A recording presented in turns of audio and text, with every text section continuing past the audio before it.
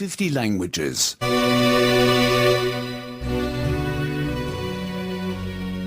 10. 10. 10. Yesterday, today, tomorrow. Dün, bugün, yarın. Dün, bugün, yarın. Yesterday was Saturday. Dün, cumartesi idi. Dün cumartesi idi.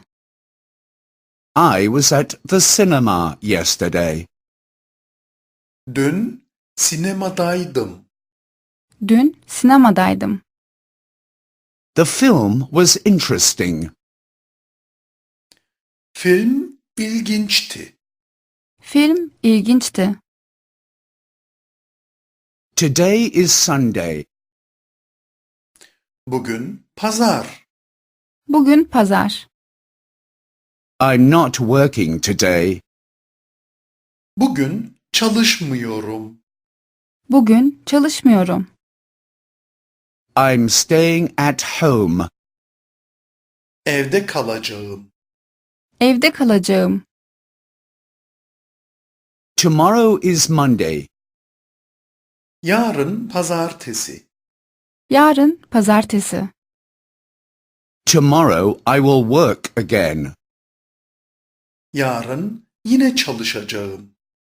Yarın yine çalışacağım. I work at an office.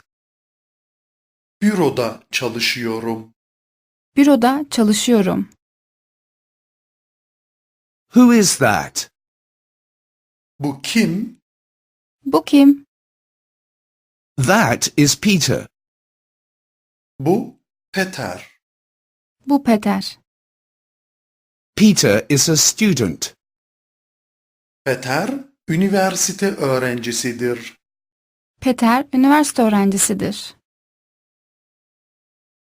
Who is that? Bu kim? Bu kim? That is Martha.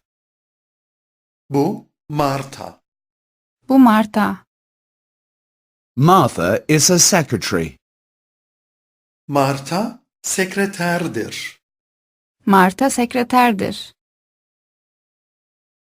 Peter and Martha are friends. Peter ve Marta arkadaştırlar. Peter ve Marta arkadaştırlar. Peter is Martha's friend. Peter, Marta'nın erkek arkadaşıdır. Peter Marta'nın erkek arkadaşıdır. Martha is Peter's friend.